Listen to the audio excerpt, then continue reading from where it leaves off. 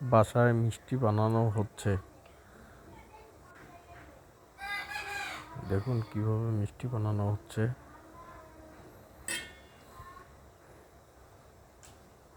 গোল করা হলো।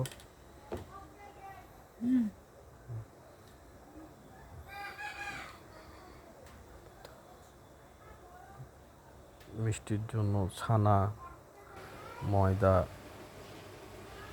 এসব লাগবে।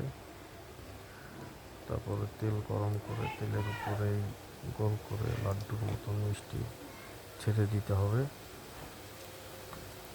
তারপরে হালকাভাবে ভাজতে হবে। জালটা আস্তে আস্তে দিতে হবে, বেশি জোরে জাল দেওয়া যাবে না, মিডিয়াম জাল দিতে হবে। মিষ্টিগুলো একটু কালার হয়ে আসলেই, কালার হয়ে আছে, এখন গরম শিরার পানি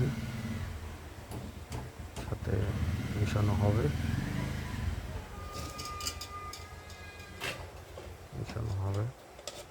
ভালোভাবে নাড়াচাড়া করে মিশাতে হবে।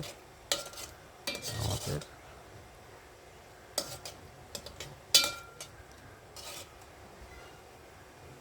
মিষ্টি বানানো হয়ে গেল।